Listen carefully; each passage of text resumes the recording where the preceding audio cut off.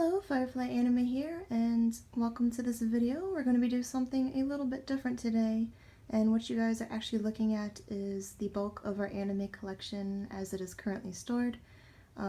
These pieces of furniture we've had for a very long time, or Will's had for a very long time, I should say, and he brought it with us when we moved into the house. But anyways, you guys are more familiar with this site right here, because this corner is where I film a lot of our videos. But yeah, this is the room where our anime collection actually gets stored in after we watch it. If you guys have seen the anime office tour from years back, we still have that skinny shelf in the corner, and as I explained in that video as well, the anime that we haven't watched yet gets stored there, and then once we watch it, we move it and file it away in this room.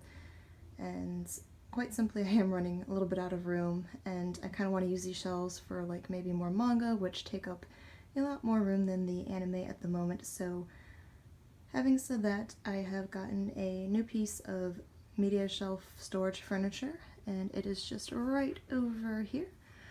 And it's from wayfair.com. I'll put a link down below for those of you interested. There's my little Hello Kitty balloon in the corner. But just a very simple, thin piece of furniture. I kind of like that it's really unobtrusive, and we just have it bolted to the wall. We chose not to have the back put on it because it really looked cheap and didn't add anything to it. But anyways, basically this supposedly holds anywhere from like 500 to 600 Blu-rays or DVDs. So yeah, we're hoping to move the bulk of our anime collection over there and free up some storage room on these other shelves.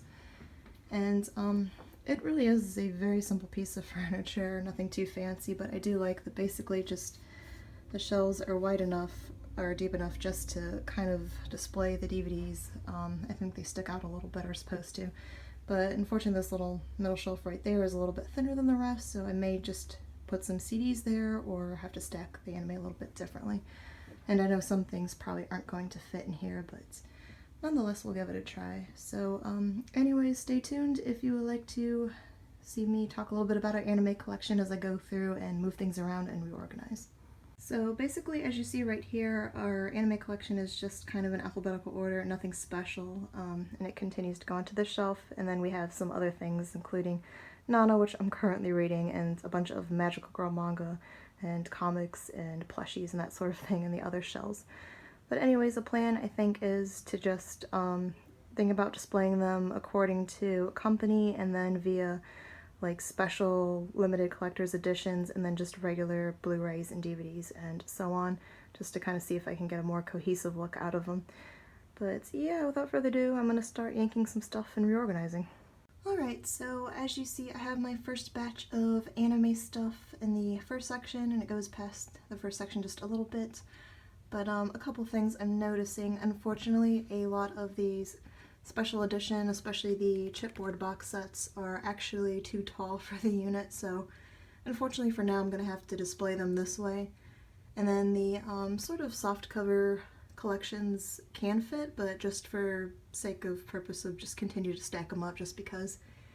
And then everything else is just kind of put normally, and as you can see, the DVDs do extend a little bit past the shelving, which I already knew was going to be a thing, and actually it's not a bad idea because it makes it relatively easy to grab a title if you need to that way, which is pretty nice. But yeah. Anyways, starting at the bottom on the left, first up we have a special chipboard box set of the series Diamond Daydreams, which I picked up on a whim from a Right Stuff holiday sale for relatively cheap, and I actually really don't regret this buy. It's just a relatively short series focusing on 6 girls that takes place during the winter, and they all have different stories with the kind of revolving theme of if you see diamond dust then your dream will come true, or you'll be with your true love, and that kind of thing, and then it all kind of ties together at the end. But it's nothing too remarkable or memorable, but just overall just a very fun, simple watch. Above that I have Pre-Tier, also in the chipboard box set, and I was really excited that I was able to get this because I didn't think I'd be able to because it's long been out of print. And obviously most of this stuff is out of print, RIP to ADV.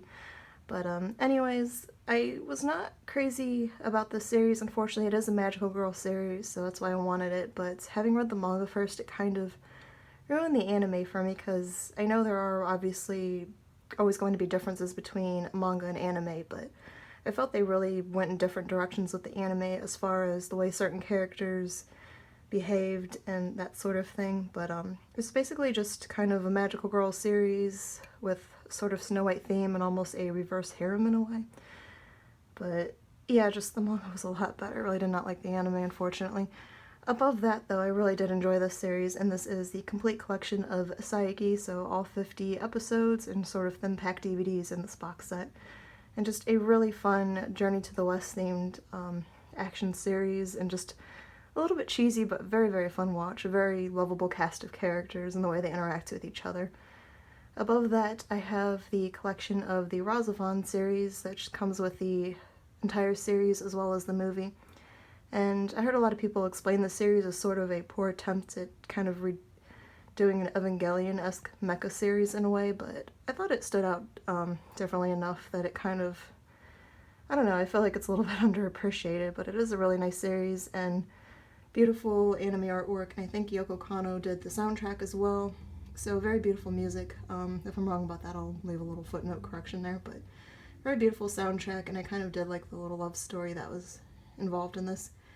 And above that, I have the thin pack of Devil Hunter Yoko, which is a little beat up, but I did buy secondhand, so I'm not complaining. But another fun magical girl series, very cheesy, over-the-top action. Basically, the title character Yoko turns 16 and discovers the females in her family are meant to be like devil hunters and that sort of thing. Just a very fun watch as long as you don't take it too seriously. And next to those we have kind of DVD collections positioned normally, but first up is Battle Angel, which I actually just watched recently, and it's kind of been on my to-watch list for a while because it's kind of one of those quintessential like 90s anime that I feel like you need to watch. Very fun series, a lot of, or short 2-episode OVA series I should say, but very fun, a little bit of a bittersweet ending, but nice action, really cool animation about this kind of cyborg chick, and she turns into a bounty hunter, and just, yeah, just a really fun watch. Next to that is Darkside Blues, which I honestly don't remember much about, so this, I think it's just another OVA, but it didn't leave much of an impression on me. Yeah, I really don't remember much from it, and I don't think I liked it very much, so yeah.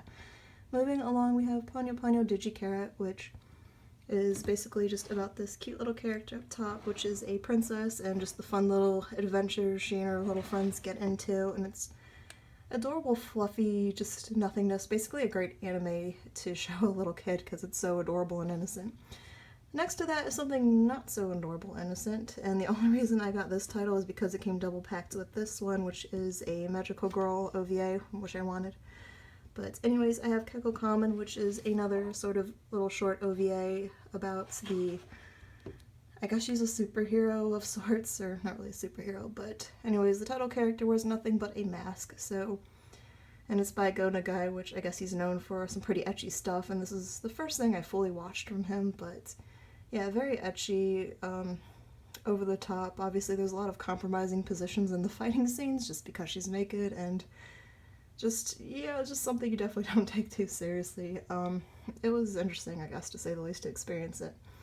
Next to that is Kimagori Orange Road, Summer's Beginning, which I actually don't remember much. I don't know if it's a movie or an OVA, but I don't know much about the series, unfortunately. We got it randomly in a blind bag before we really started collecting anime, so it's been a very long time since we've seen this, and yeah, unfortunately, I think we don't really have the series in print or licensed, so I can't say much about it. I think it's sort of a romance from the 80s. I don't know. Anyways, next to that we have Neon Genesis Evangelion. And yeah, basically I don't feel like I have to say much about this series because it's another one of those quintessential 90s animes that pretty much everybody has watched or probably should watch. And this is just the first part of the director's cut.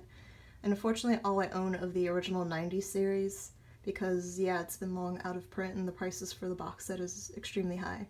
I do have volume 1 of the VHS edition. I'm starting to feel like VHS might be the cheapest and easiest way to collect the series, unfortunately, until it's pulled out of whatever licensing thing is going on with it. Like, cough cough, Funimation, please relicense this cough. Moving right along is Puni Puni Poemi, the same person that made Excel Saga, so even though I haven't fully watched Excel Saga, a lot of that zany, over-the-top, weird humor and just plain weirdness going on. Just a short magical girl OVA. Very ecchi in some parts, definitely, but overall a really fun watch. Next to that are two volumes, or the two collections, or two parts of a collection of the Super Milk-chan show, which is about the little girl that's on the first one, is Milk-chan, and she's, I guess, a superhero, but she's very lazy and just, it sort of has like that random humor weirdness of like Adult Swim shows, and I actually ended up picking this up just because I recalled watching a couple episodes like way back in the day when it was on Adult Swim, and I kind of wanted to watch all of it, and now I've seen all of it, still doesn't make sense. Just very weird random humor mixed with like random live action segments from the English dub actors, and yeah, I mean, I don't regret it. It's sort of fun for the nostalgic watch of being able to watch this again, but definitely a really weird series. So that about does it for now. If you like to, stay tuned, and next time I'll fill up another one of these little shelves and we'll talk a little bit more about anime. Unfortunately, this is a very slow process because we are doing a lot of different things at the house right now, so unfortunately the anime room is like last priority in organizing and taking care of, just because of the different projects we have going on. But I will pick at this little by little, so if you want to, stay tuned, and I will talk more about our anime collection as I move it over. Till next time, thanks for watching.